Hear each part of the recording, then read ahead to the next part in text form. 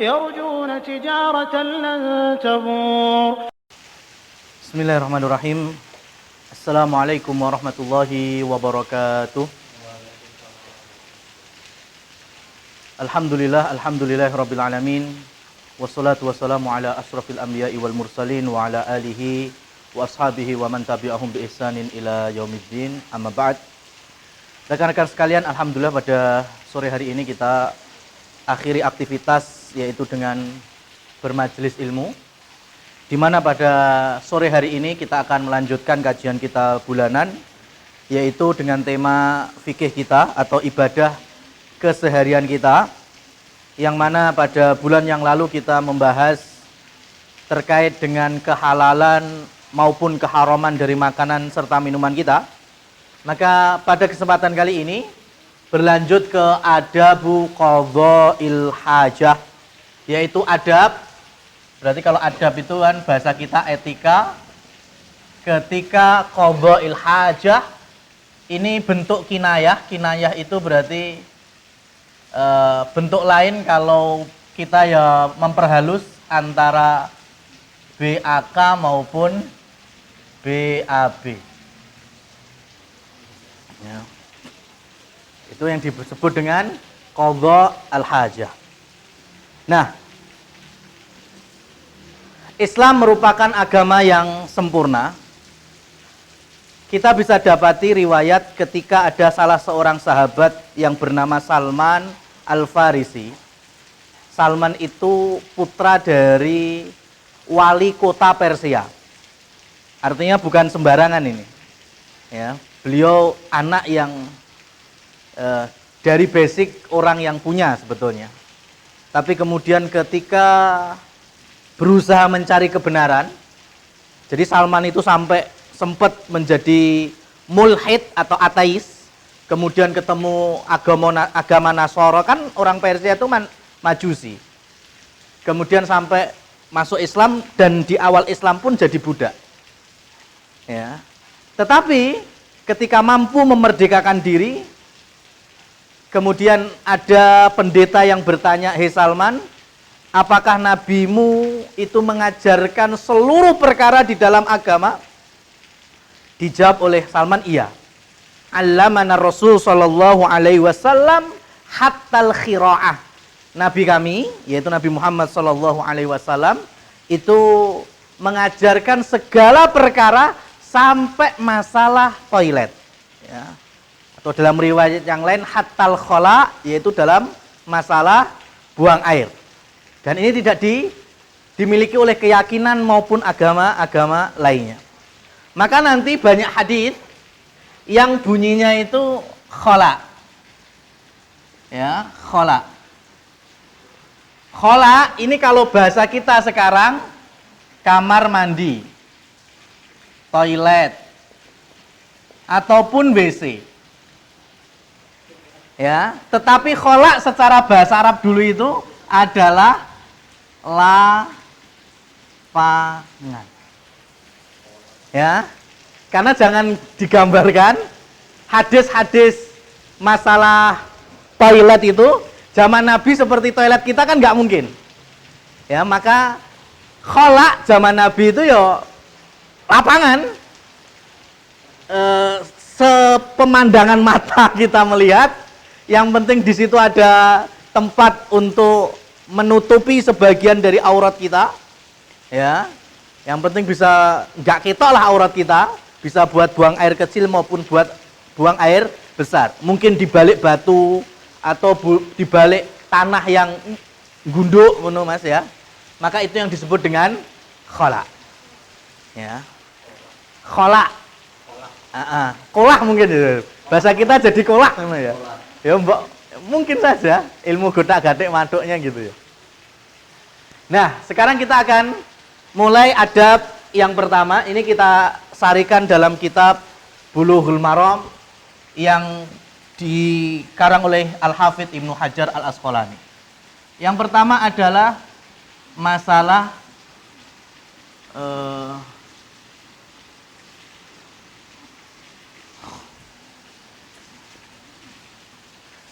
langsung saya terjemahkan aja. Nabi sallallahu alaihi wasallam melepas cincin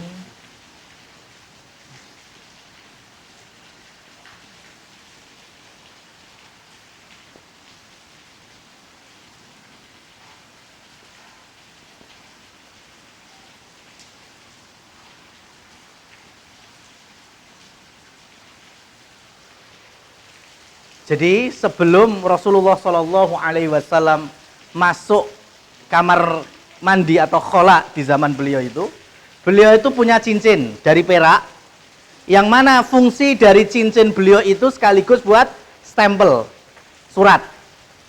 Makanya cincinnya itu diukir, ya, dan ukirannya itu bacaannya Muhammad Rasulullah atau Muhammad utusan Allah. Tulisannya seperti ini, Mas. Bukan dari bawah.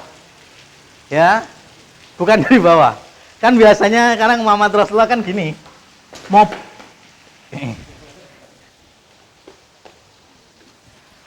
Ya, sebutannya seperti ini. Ya. Jadi Muhammadnya di atas, kemudian apa aja? Sampai yang diklaim bendera ISIS pun kayak gini. Ya.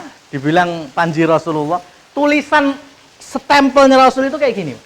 Karena di zaman Rasul belum ada model istilah ngefontnya itu neng dhuwur ngisor rong enek. Belum ada kreativitas, ya, orang itu membaca dari bawah ke atas.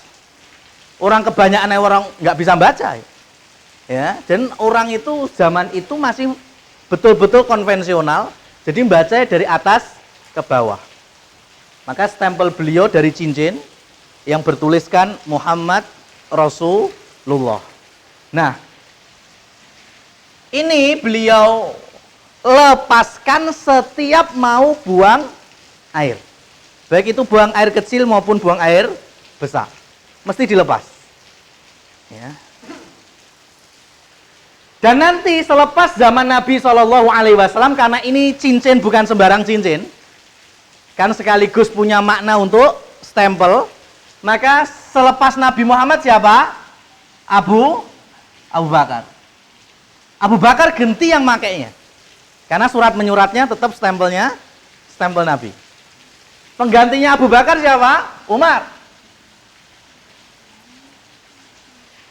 Umar bin Khattab sama masih pakai juga untuk menyetempel.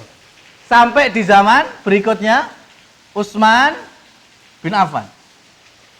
Utsman bin Affan masih megang cincin beliau sampai suatu ketika beliau duduk-duduk di pinggiran sumur Arish namanya. Ya, sumur Arish itu beliau dolanan cincin dicopot, lebokne copot sampai merucut masuk ke dalam sumur Arish. Maka kemudian Anas bin Malik mencari cincin itu, ya, selama kurang lebih 3 hari 3 malam dan tidak diketemukan. Mulai hari itu malah cincin Rasul Shallallahu Alaihi Wasallam telah hilang untuk stempel yang sejak dipakai oleh Nabi Muhammad Shallallahu Alaihi Wasallam.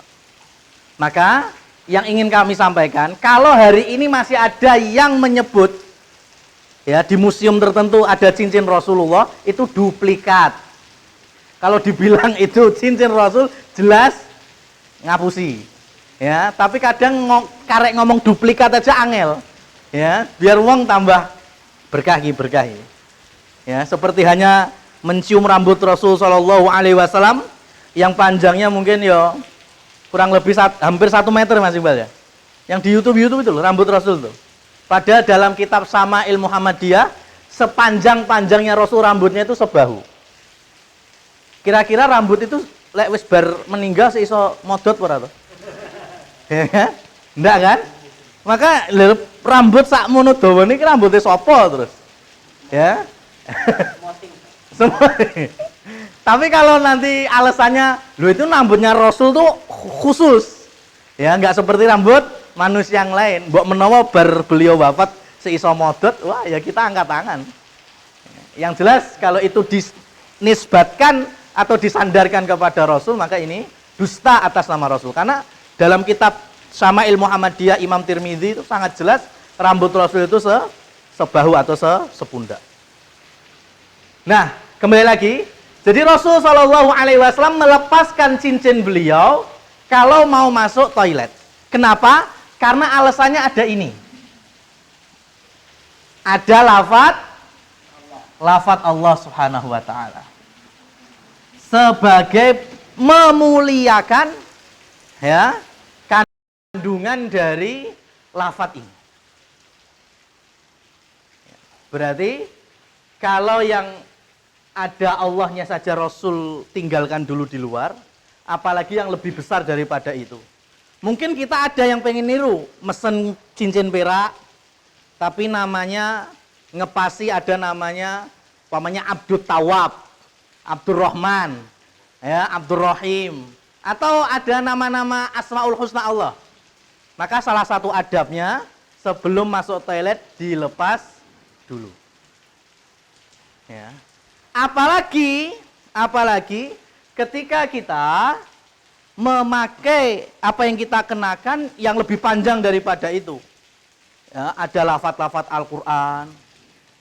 Ya, atau kaos-kaos yang ya menunjukkan kalau kita bertauhid sablonan la ilaha illallah. Lah wingi lek pas jenenge wong iki lek kadang crossing lho Mas ya. Crossing itu kan panik banget. Ya. Jadi pas mau belet itu kan kadang kita panik sudah nggak ngelihat-ngelihat, yang penting masuk toilet. Padahal sedang make lafaz tauhid. La ilaha illallah. Njur piye kuwi?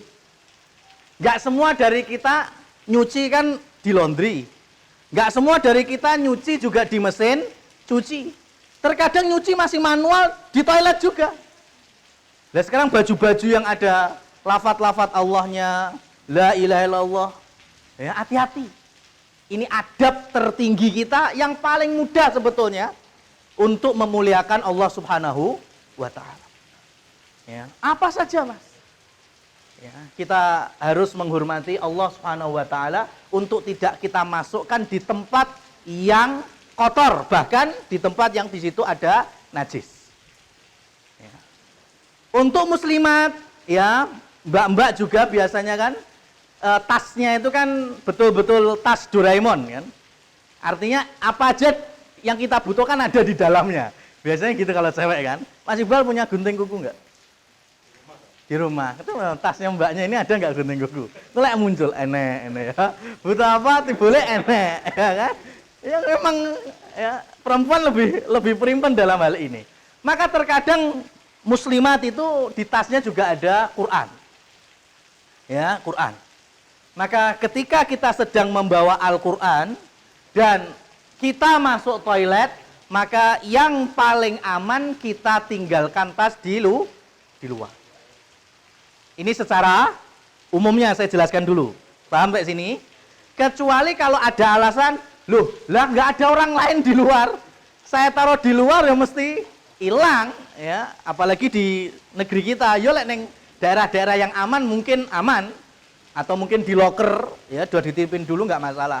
Tapi kalau memang untuk keamanan mau nggak mau kita harus bawa masuk ke toilet, maka ya gimana lagi? Kita sudah berusaha di titik itu untuk tidak memasukkan Al-Quran atau apa saja yang di sana ada Allah Subhanahu wa taala ke dalam toilet.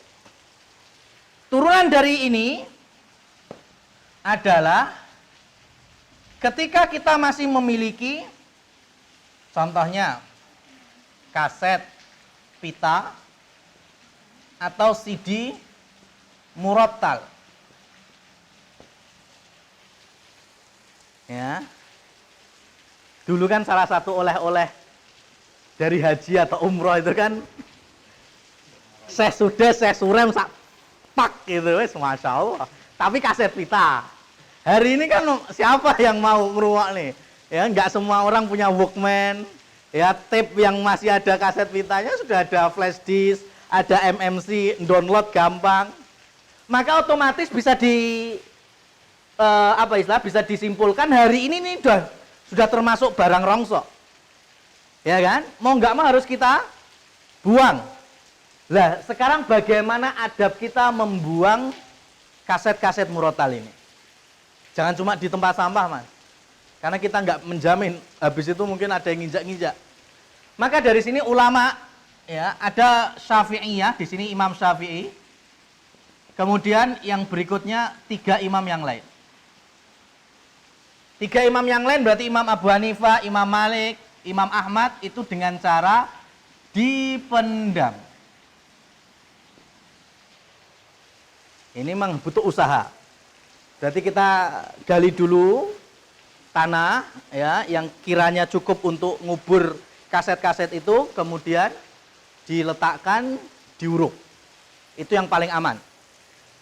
Kalau kita tidak mampu mendam, maka sesuai pendapat Imam Syafi'i dibakar. Ya. Dan tidak ada selain ini. Selain ini mesti kita nggak menjamin, Mas. Kalau cuma dibuang, kadang tempat sampah dieker-eker, diambil, ya yang nggak butuhkan dibuang lagi ke tanah, bisa keinjek-injek. Kalau aturan rusak itu gimana? Ya sama berarti, sama. Jadi yang paling aman 3 mazhab menyebut kalau Al-Quran rusak itu ada tambahannya pakai kain, Mas. Kain yang suci, ya diletakkan Quran amohnya itu baru dipendam. Kalau mau pakai yang ini. Kalau wah kayaknya nggak ada, ya namanya majum, ya kan wedi mendem Quran. Wah, nah engko malah metu. Ya. Bisanya bakar ya dibakar pun juga enggak apa-apa. Ini 2 cara ketika kita pengen menghilangkan Al-Qur'an atau nama-nama kemuliaan Allah Asmaul Husna yang sudah tidak kita fungsikan lagi. Nah, ini adab yang pertama. Jadi sebisa mungkin kita masuk toilet untuk tidak membawa sesuatu yang ada sifat dan kebesaran Allah Subhanahu wa taala. Kemudian yang kedua yaitu doa.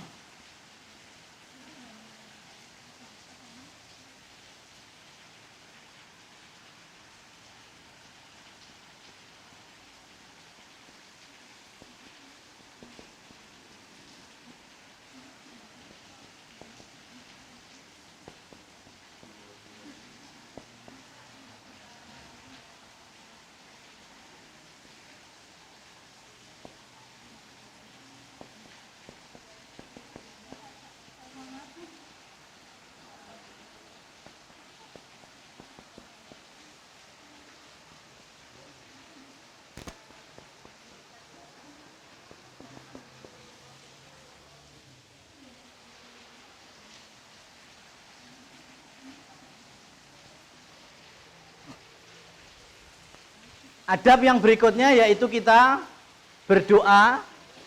Ya, ini doanya kapan? Di dalam toilet atau sebelum masuk toilet berarti? Sebelum masuk toilet.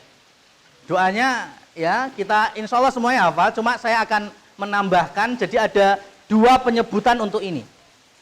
Ya, jadi kita ambil yang pertama, Allahumma inni a'udzubika minal khubuthi wal khaba'is. Ini yang pertama. Yang kedua, Allahumma inni a'udzubika minal khubthi wal khaba'is. Ya, bedanya cuma di baknya ini. Yang atas baknya dhamma, yang bawah baknya sukun. Kira-kira kita sering yang mana? Yang bawah? Yang berarti enggak apa-apa, dua-duanya boleh. Ya kan, dua-duanya benar. Ya, dua-duanya benar. Jadi ada mau pakai yang minal khubusi benar, mau pakai minal khubsi benar. Ya. Kenapa? Karena aslinya sama maknanya, makna besarnya itu sama. Ya Allah, sesungguhnya aku a'udzubika minta perlindungan diri darimu minal khubusi, yang atas ini. Khubus itu jamak dari ya khabithah. Khobis dengan jamaknya khobais, yaitu setan laki-laki. Ya. Jadi minta perlindungan diri dari setan laki, dan juga khobais ini setan perempuan. Kalau yang bawah, ya Allah, aku meminta perlindungan darimu dari khubsi, itu perusak,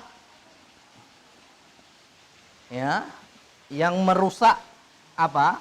Agama otomatis. Dan khobais, pelaku pengerusakan agama. Kira-kira yang merusak agama kita siapa ujungnya? Setan juga kan? Sama aja. Ya, jadi dua-duanya betul. Kita mau menggunakan minal khubusi, betul. Minal khubsi juga sama saja dibolehkan. Ya.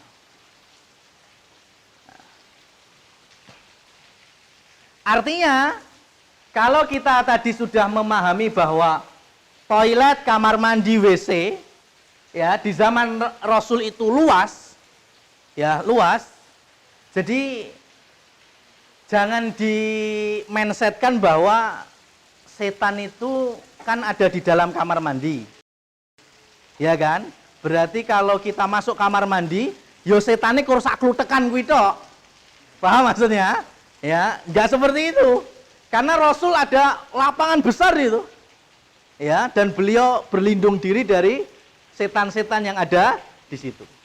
Jadi intinya kita meminta perlindungan diri kepada Allah dari segala macam setan-setan itu, godaan jin-jin, ya, setan dari kalangan jin, itu nggak hanya sebatas apa ukuran panjang dan kali lebar kamar mandi atau toilet kita. Meskipun memang disitulah, karena kita di situ ada kotoran, di situ ada najis, di situ ada yang menjijikkan. Nah, itu memang semua perkara yang disenangi jin, ya. Makanya jin senang ada di toilet-toilet manusia. Ini jangan lupa untuk berdoa. Terus ambil. Adab yang ketiga adalah dari hadis Rasul Shallallahu Alaihi Wasallam, ittaqul la'inain. Ya, hati-hatilah kalian dari perkara-perkara yang mendapatkan laknat Allah Subhanahu wa taala. Ya, berarti yang ketiga itu ada kemurkaan Allah.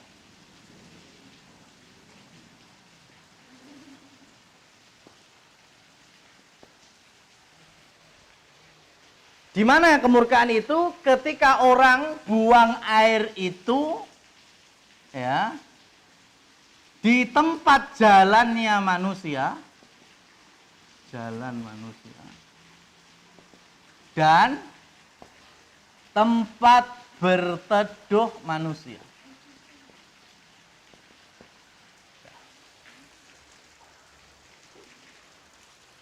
Bisa dipahami ya? Jadi Allah murka orang-orang yang buang air kecil maupun buang air besarnya itu di jalan-jalan yang dilewati manusia, maupun jalan-jalan yang dibuat teduh manusia, berteduh. Coba di breakdown ini. Yang jalan manusia itu apa aja? Jalan raya, jelas, protokol. Ya. Kita kalau iso di Solo Raya lebih aman ya. Kita merasakan itu kalau lewat Demak, Kudus. Ya, itu udah yang titik-titik tertentu itu. Itu kalau pakai kendaraan mobil, buka aja jendelanya di titik-titik tertentu. Ya, itu ada pesing banget tuh ya. Masya Allah, kok bisa ya? Emang biasanya situ tempat ngetem kendaraan-kendaraan besar. Ya, dan kira-kira di mana kencingnya? Ini makanya ketika membaca syarahnya itu ya, syarah dari Bulughul Maram, itu saya dapeti sampai Syekh Saudi itu menggambarkannya, salah satu pelarangannya itu di pinggir mobil, kemudian atau di ban mobil. Kira-kira Mas Nur ada orang Arab kencing di ban mobil? Oh ada. Oh banyak. Oh gambaran saya ki apa? Untuk laporan ke Indonesia ya. Karena kalau di Indonesia kan biasa, gitu loh, nguyui ban mobil itu kan biasa. Oh berarti orang Arab pun juga banyak. Nah itu diantaranya kencing di jalan manusia sama, yaitu kencing di ban kendaraan. Jadi itu mendapatkan murka Allah Subhanahu wa taala. Walaupun menepi kalau tidak ada udzur-udzur tertentu. Kita bilang udzur itu, Mas. Contohnya ketika macet, mandek. Bukan macet gremet ya, macet mandek. Artinya mau maju nggak bisa, mau mundur nggak bisa. Ya mau nggak mau harus buang air. Ya, kemudian mungkin alatnya hanya botol aqua atau kalau buang air kecil ya. Kalau buang air besar kan ya pieneh itu. Ya, maka salah satu yang dulu sempat bukan saya alami, tapi saya ngetok gitu loh. Saya tahu bahwa di depan sedang ada orang BAB itu. Jadi pintu mobil itu dua-duanya dibuka. Depan buka, belakang buka, dia di tengah. Ya kan? Uangnya rakyat tok. Ya, tapi kan kita tahu kalau itu sedang mau jelas buang air besar. Nah ini kan kasus tertentu, ya kasus tertentu. Tapi kalau kita bisa ke rest area, ini tentunya ya masuk ke dalam keumuman hadis. Jangan sampai ya ada SPBU ngeteme malah neng ngarep SPBU nguyuhe neng pinggir mobil. Oh neng SPBU ya nek toilet padahal.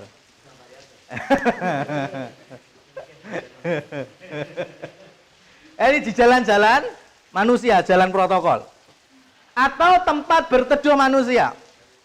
Tempat berteduh berarti di mana aja? Bawah pohon, betul. Bawah pohon. Mana lagi? Ya, pokoknya intinya gitulah. Bawah pohon atau mungkin lebih besar adalah taman. Taman tempat orang berteduh. Tapi kan kita masih dapati beberapa taman itu kan.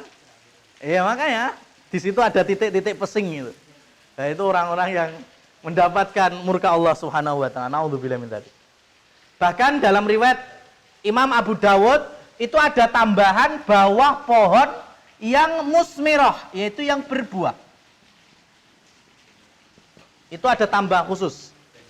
Kita tidak boleh kencing di bawah pohon yang punya buah. Kira-kira alasannya apa? Kan pepatah bilang buah jatuh. Nah, tidak jauh dari pohonnya. Lah sing tidak jauh mbok kencingi, ya buah itu jatuh, apalagi milik, maksudnya nggak ada pemiliknya umum ya. Maka orang lewat kan sah untuk mengambilnya. Lagi mau ketempelan apa ceritanya kan? Maka kita termasuk mendolimi. Atau tempat pemandian. Nah, ini hati-hati ya. Munggah sik maju, munggah sik. Jangan kur meneng mojok ini, ya kan? Terus konone kok rasane iki pemandian kolam biasa apa pemandian air anget ya iki ya. Ya, ternyata maka sebetulnya kolam yang pakai kaporit berwarna itu lebih bagus itu. Dampak sosialnya ada. Ya kan, meneng ini ujuk-ujuk biru dewe. Berarti dia telah mengeluarkan sesuatu. Ya kan, isin karepe kan. Nah, itu kita dilarang untuk kencing di tempat-tempat yang manusia berteduh. Berarti kalau hari ini termasuk pantai. Ya, sungai. Ya. Hari ini kan bayang saya ini masih neng kali gini. Masya Allah ya. Nanti kita masuk lagi hadis berikutnya lah.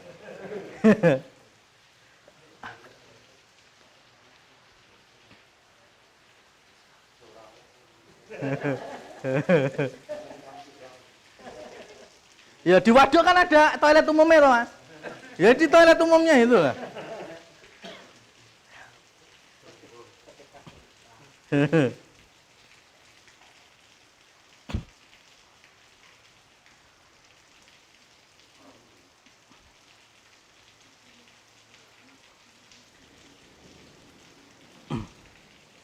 Nah, kalau masalah air ada tambahan ini dari riwayat Imam Ahmad rahimahullah, yaitu wal mawarid. Mawarid itu sumber-sumber air, ya. Ya kalau sumber air berarti sekelilingnya juga nggak boleh. Kenapa? Karena orang kira-kira ngambil air langsung jupuk gitu, apa duduk di pinggirannya? Duduk di pinggirannya kan, baru ngambil air. Maka ketika kita ngencingin pinggir-pinggirnya berarti hukumnya sama masuk di sini. Atau wadhaffatin nahril jari, yaitu tadi di tepian atau di sungai yang sedang mengalir airnya.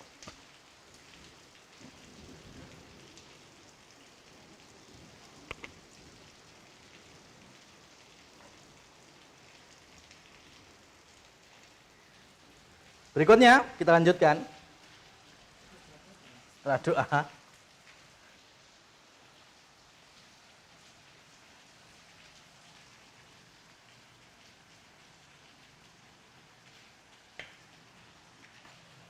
Yang keempat yaitu larangan, ya, larangan menghadap atau membelakangi kiblat. Ini kita kasih tanda kutip dulu ya. Adab selanjutnya, ketika kita buang air kecil maupun besar, itu jangan menghadap atau membelakangi kiblat secara langsung. Kenapa? Karena kita bicara dulu khola, bukan seperti bangunan yang kita tahu tembok hari ini. Ya, jadi kalau sudah ada tembok, sebetulnya kasus ini sudah aman. Tapi kalau kita pengen lebih lagi, ya berarti kan kalau ada tembok, sudah hukum ini kan keangkat dulu. Tapi kalau kita pengen lebih aman, pengen lebih memuliakan, ya karena kiblat kita barat, berarti jangan bikin klosetnya menghadap atau membelakangi barat. Ya lah iso ngetan ngalor mbek ngidul, jangan ngetan ngulon. Ini kalau kita punya sifat warok, menjaga diri supaya kita tidak bermudah-mudahan. Ya. Kemudian yang kelima, melanjutkan dari hadis Salman Al-Farisi tadi, bahwa Rasul Shallallahu Alaihi Wasallam mengajari kami untuk beristinja. Istinja ini istilah fikihnya, kalau bahasa kita langsung cebok gitu aja ya. Biaqalli, ya, lebih dari salasata ahjarin, yaitu 3 batu.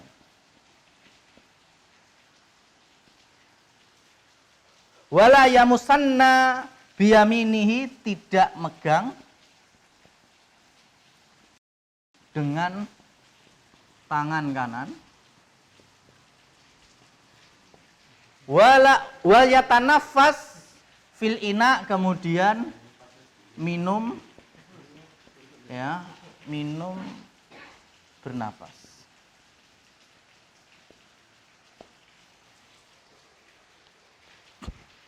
Ini ada berikutnya, yaitu umatnya Rasul Shallallahu Alaihi Wasallam istinja atau ceboknya itu harus minim 3 batu. Saya masih jelaskan pakai batu dulu ya. Ya, karena hadisnya salasa ajar, 3 batu. Kenapa? Karena kalau kita belajar masalah bersuci dulu, ya, alat bersuci yang terbaik adalah air. Itu jelas.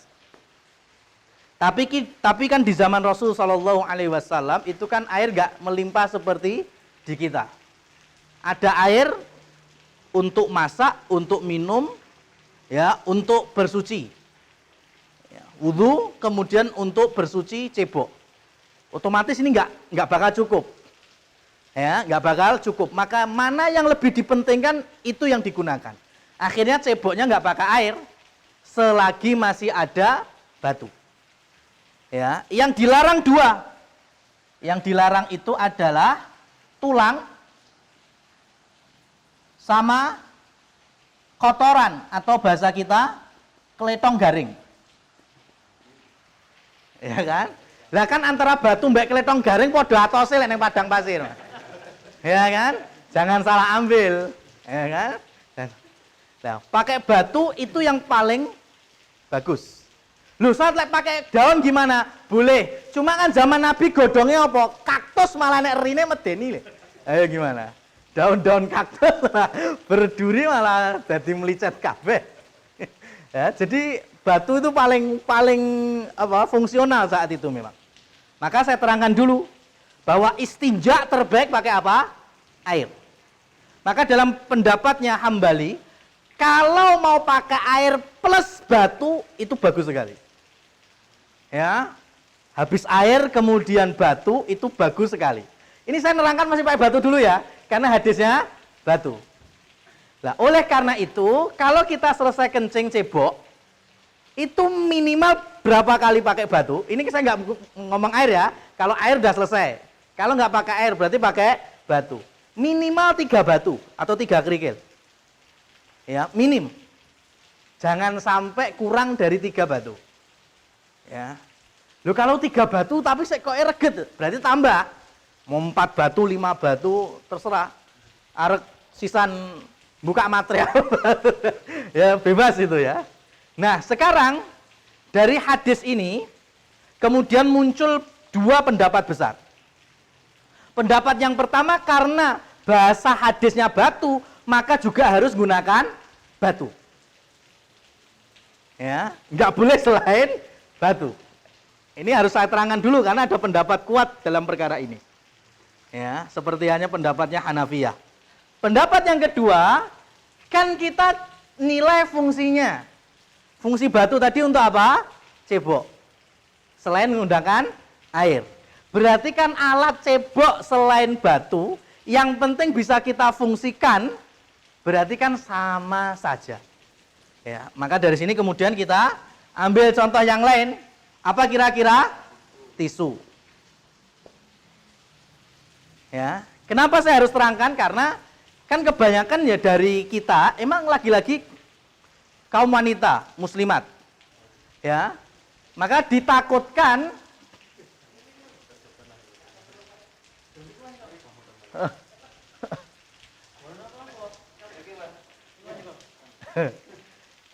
jadi yang kita takutkan kalau kita pakai pendapat yang pertama, ya, bahwa istinja itu harus dengan batu, maka nanti muslimat kalau mereka safar atau keluar rumah, kemudian isi tasnya dibuka, ora tisu mas, perongkolan watu, kan ora lucu, ya kan?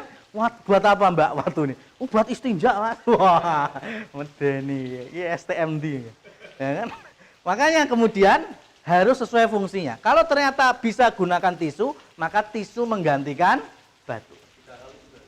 Minimal 3 kali. Berarti ambil 1 lembar, ambil 2 lembar, ambil 3 lembar. Mau tisu kering, tisu basah, tisu nyemek bebas.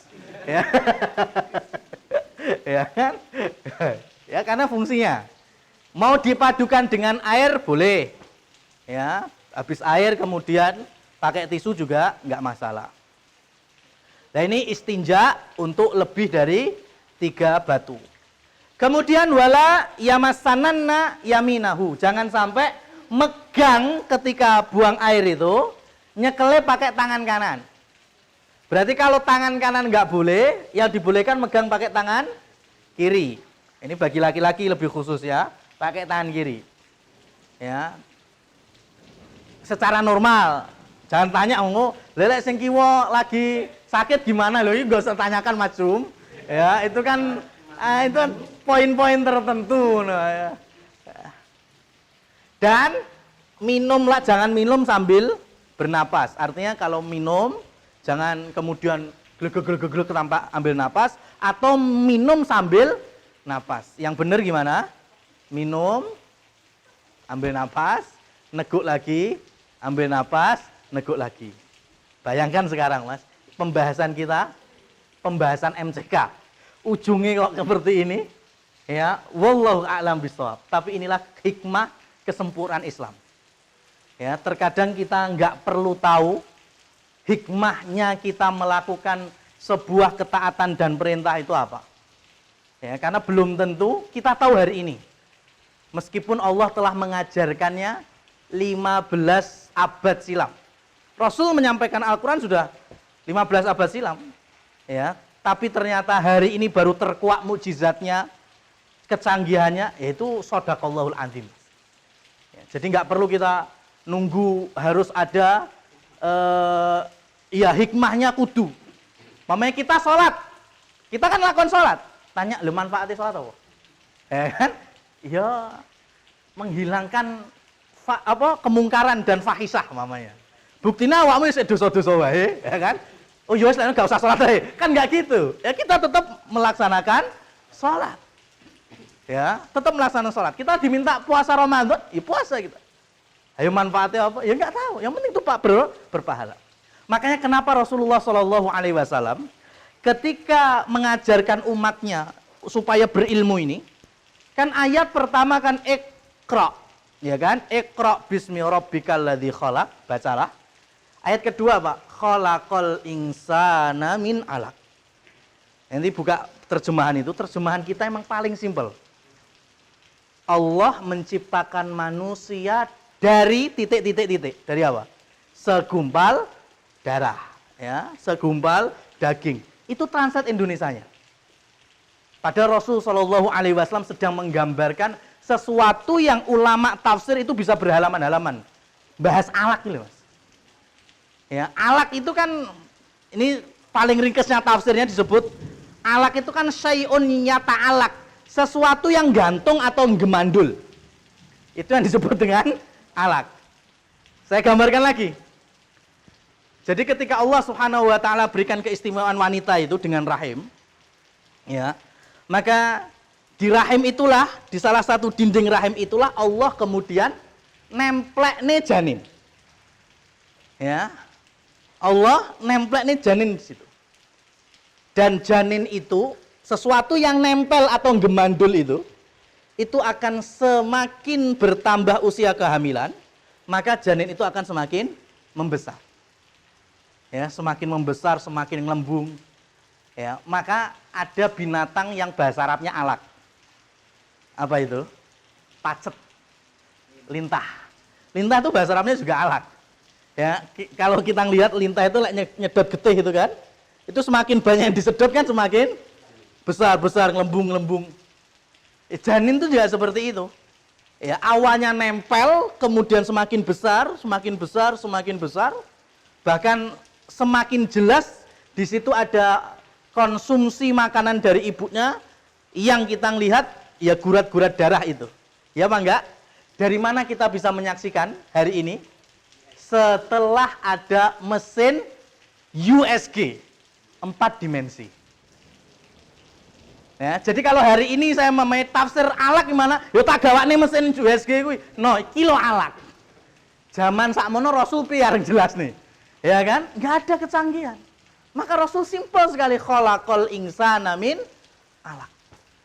Hari ini kita bisa menafsirkan alaq adalah ya ini. Mulai janin dari berapa pekan kehamilan, berapa bulan kehamilan, semakin besar, semakin gelembung, dan semakin jelas melalui USG 4 dimensi itu. Itulah alaq. Ini kan hikmahnya. Ya, hikmahnya kita baru tahu hari ini.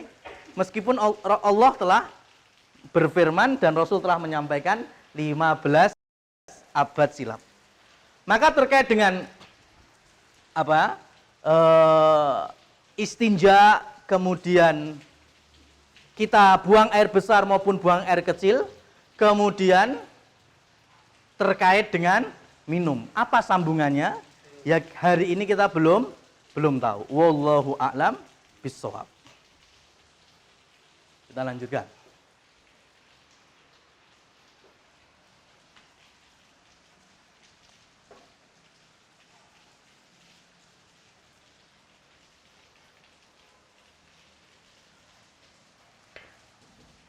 Yang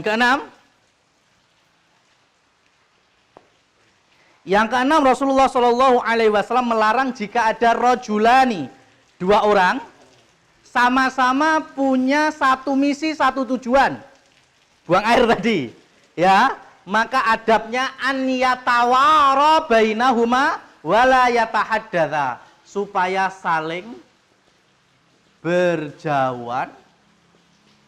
Untuk apa? Supaya tidak ngobrol.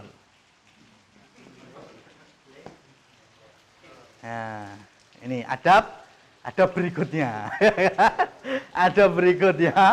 Itu kalau ada 2 orang atau lebih dengan satu tujuan, ya, maka an yatawarro, karena dulu kan kholak, ya, kholak berarti kan lapangan itu, ya, maka kemudian jangan sampai saling ngobrol. Kalau di titik tertentu, umpamanya kalau kita udah di toilet kan, mungkin kita emang butuh sesuatu, contohnya bengok, minta dibawain handuk, lah ini beda urusannya. Berarti di situ ada kepentingan. Ya, tapi kalau memang sengaja, ya, di dalam ngobrol dengan yang di luar, atau sekarang ngobrolnya memang nggak ada orangnya langsung, pakainya gadget. Nah, sama aja mas. Teleponan di toilet, video call di toilet, ya, atau ganti dengan jempol, artinya SMS-an atau WA-an. Ini kalau bisa dijauhi, ya kan? Jadi sama saja itu ngobrol. Hadisnya ketika Rasul Shallallahu Alaihi Wasallam, beliau saat itu lagi buang hajat, ya, buang hajat, dan kan karena di tempat seperti ini kan cukup kadang cuma setengah badan saja. Itu ada salah seorang sahabat yang lewat sambil ngucapin salam kepada Rasul. Ya, kan tahu Rasul lagi buang hajat, makanya sambil lewat sambil salam, Assalamualaikum ya Rasulullah. Dan Rasulullah tidak menjawab salamnya sahabat itu. Ya, tidak menjawab salamnya sahabat itu. Artinya berarti beliau tidak mau ngobrol atau bahkan jawab salam itu kan keutamanya ada kan. Tapi karena beliau ada di posisi sedang buang hajat, maka beliau tidak menjawab secara lisan atau beliau menjawab hanya dengan hati saja. Ya, jadi ini poin berikutnya supaya kita tidak ngobrol atau tidak karena ngobrol atau lama ini kan fungsinya kan jadinya kan berlama-lama di toilet.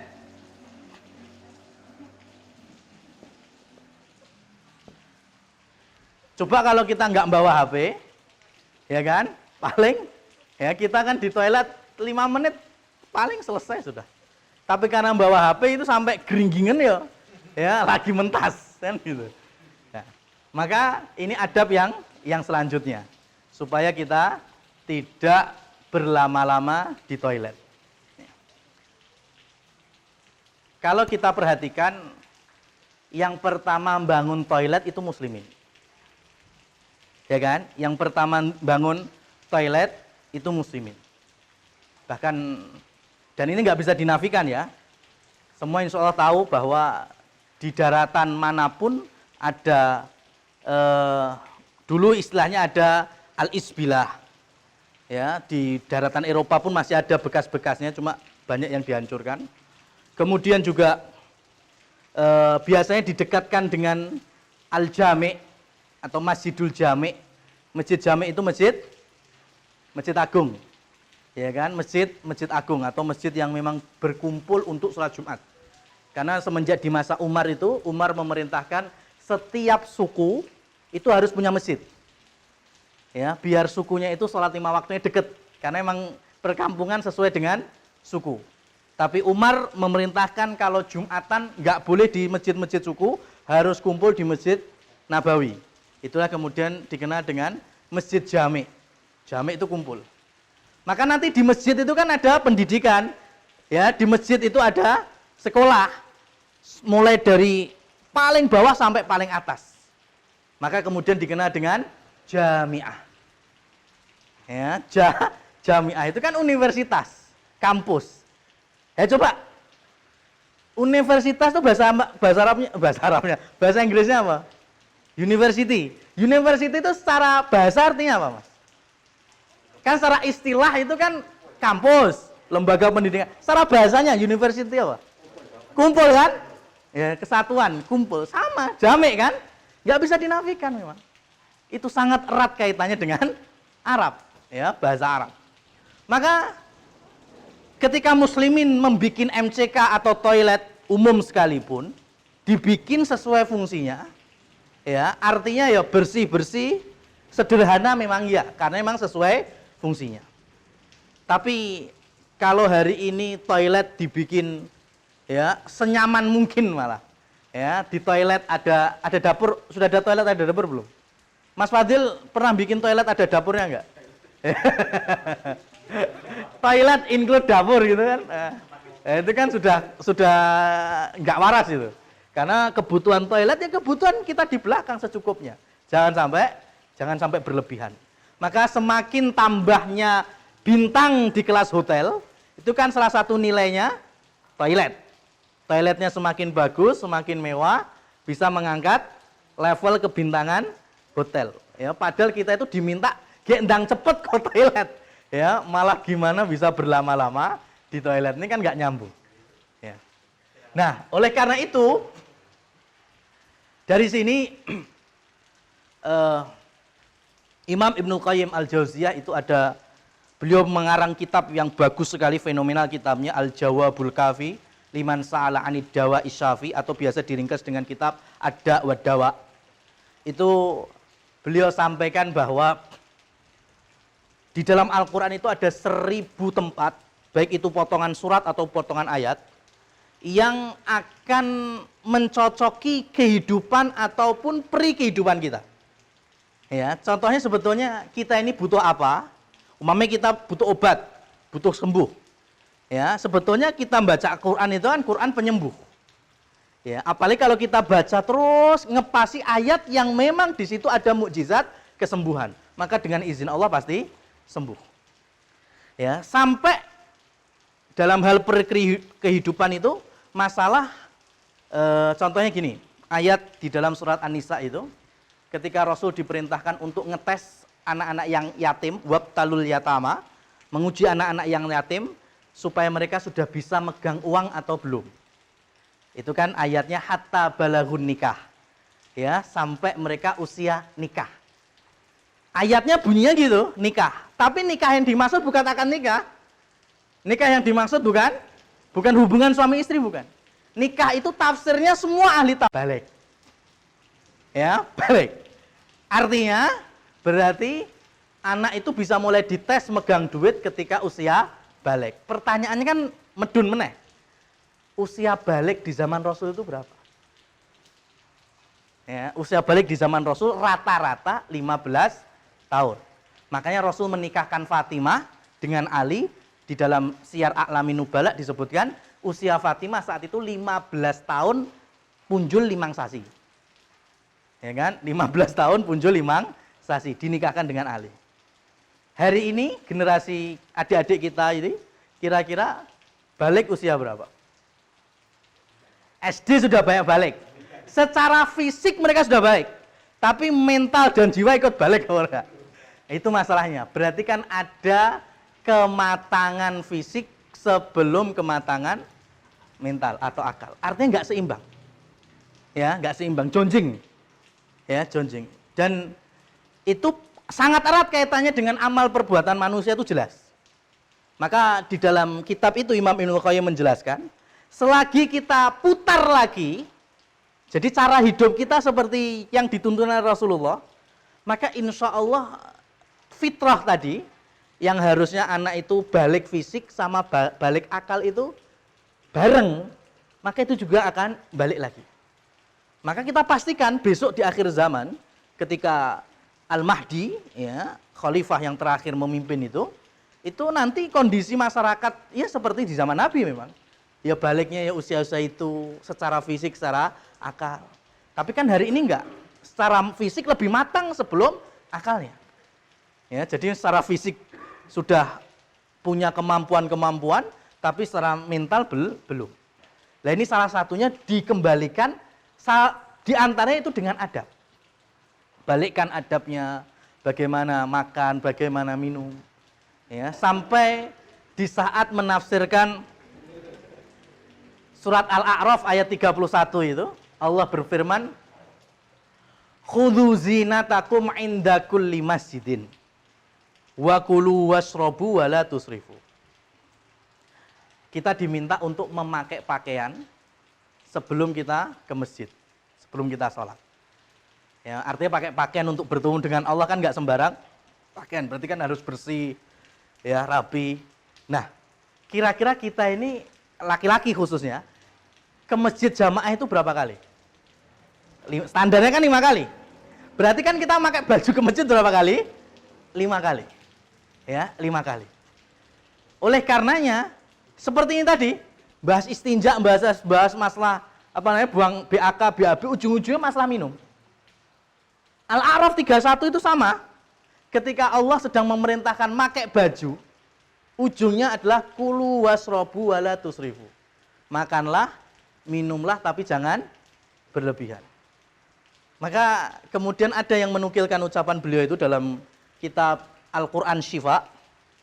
Itu berarti kita boleh berpikir, mengaplikasikan bahwa kalau kita sholat saja diminta ke masjid 5 kali memakai baju yang bagus, baju yang rapi, berarti kita kenapa tidak mencoba makan kita dalam sehari semalam juga 5 kali.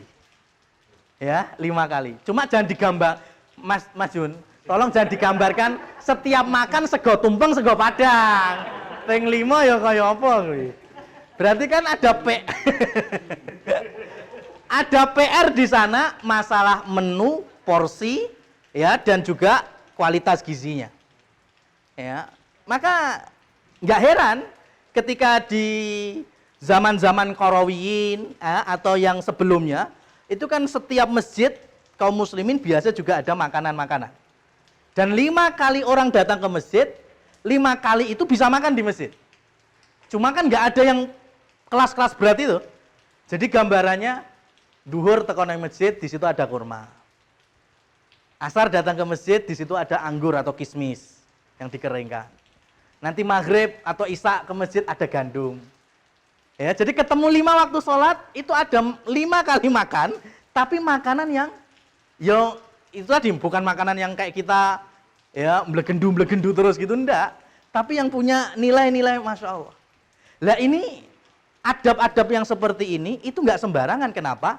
Karena ayat ini ditarik oleh para ulama untuk nanti di akhir zaman, khususnya ketika Dajjal ada di muka bumi ini. Ya, artinya keliling dunia ini.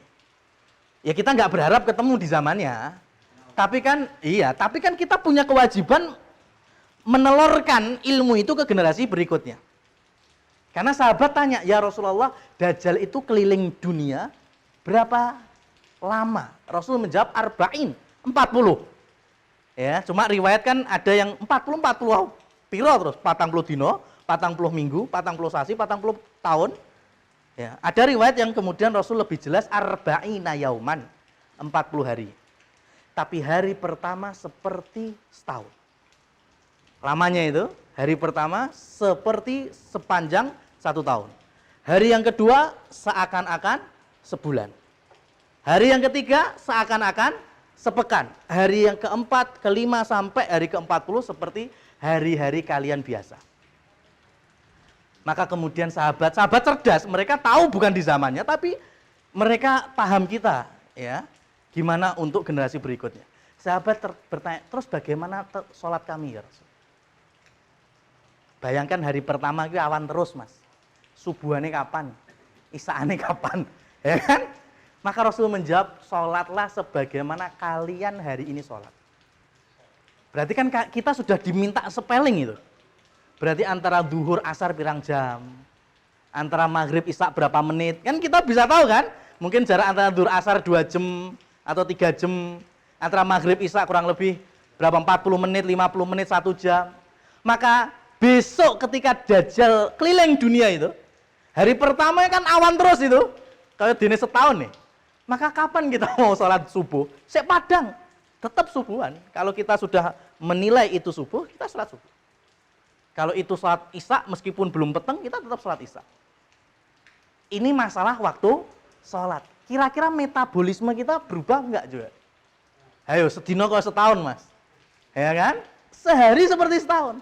Makanya ayat ini tadi, pendapat kemudian 5 kali makan disesuaikan seperti hanya kita 5 kali sholat, itu perlu dikaji. Karena kan kita makan secara WHO, ya PBB atau Dinas Kesehatan 3 kali sehari itu kan nggak ada dalil syariatnya. Nggak ada dalil juga makan harus 2 kali sehari atau sekali sehari, kan nggak ada. Artinya kita boleh untuk mengkomparasikan ya beberapa ijtihad para ulama dalam perkara ini. Ya, lebih khususnya hari-hari ini. Ya, maka kemarin hari Senin itu ketika melepas relawan ke Lumajang itu saya pesan. Ya kan? Untuk ini coba dikaji. Ya, yang dapur umum khususnya. Kan kita ini kan bencana nggak sekali dua kali, bahkan hampir setiap tahun mesti ada. Tapi kan dapur umum kita ini kan mentok ya mindok muter gitu terus kan. Seakan ya kan? Ya memang mau gimana lagi, wong kesempitan, kesusahan, ya bisa makan aja alhamdulillah. Tapi setidaknya yang ada di tempat-tempat seperti kita di Solo ini kan nggak dekat dengan mereka, tapi kan kita bisa kreatif lah untuk usul mungkin gimana caranya saudara-saudara kita yang sedang ketimpa musibah supaya ya tetap sehat, tetap fit, semangat, orang lanut, orang gerantes. Salah satunya kan melalui dapur umum. Ya mungkin gimana kita bisa menyajikan menu yang ya tetap sesuai dengan donasi yang masuk. Ya, tapi mungkin di situ ada gizi yang baik, rasa yang tetap layak, enak, ya. Tapi bentuknya ya ora kur mindok muter ngono terus. Ya, ketemu semingguan gegelen kan ya repot juga, ya kan. Lah ini sudah dikabarkan oleh para ulama, tergantung kita untuk mengkaji karena memang hari-hari ini kita memang dituntut untuk lebih kreatif lagi. Nah ini kiranya yang bisa kami sampaikan beberapa adab, yaitu 6 adab ketika kita buang hajat. Wallahu a'lam bishawab. Mungkin ada yang bertanya? Kami buka pertanyaan, silahkan. Monggo Mas Yum. Nggih. Maksudnya suara hati? Kayak batin lafaz Allah gitu. Nah, contohnya gini, ini contohnya ya. Sampai kamar mandi. Ya, contohnya ini paling real. Ada kasus orang masuk kamar mandi belum doa. Kan ada orang kelupaan kan? Orang kelupaan. Lagi nongkrong, oh ya aku mau orang dongo. Ya, maka para ulama sebagian besar bahkan itu membolehkan kita berdoa masuk kamar mandi di waktu kita sudah nongkrong tapi tidak terucapkan. Berarti di mana? Dalam hati. Ya, itu enggak apa-apa berarti, Mas. Ya, dari situ enggak apa-apa. Gitu. Yang lain? Monggo Mas Iqbal. Kan buang barang-barang yang ada tulisan. Iya, betul. Itu kalau kertas-kertas misalnya akikohan atau yang penting ada lafaz berbahasa Arab, tulisan Arab, namanya Bismillahirrahmanirrahim. Di situ kan ada Allah, ada Ar-Rahman, ada Ar-Rahim. Itu kalau bisa, kalau nggak bisa dipendam, dibakar aja, Mas. Jangan dikerucul-kerucul terus dibuang. Tapi kalau tulisannya tulisan Latin, bukan tulisan Arab, maka itu nggak apa-apa. Karena sebagian ulama menerangkan kalau Latin itu nggak masuk dari. Contohnya bedakan antara ini, ya, sama ini, ya kan? Karena yang disyariatkan masuk ke dalam aturan yang ini. Kalau ini nggak apa-apa. Gitu, Mas. Ada lagi? Mas Ilham? Monggo.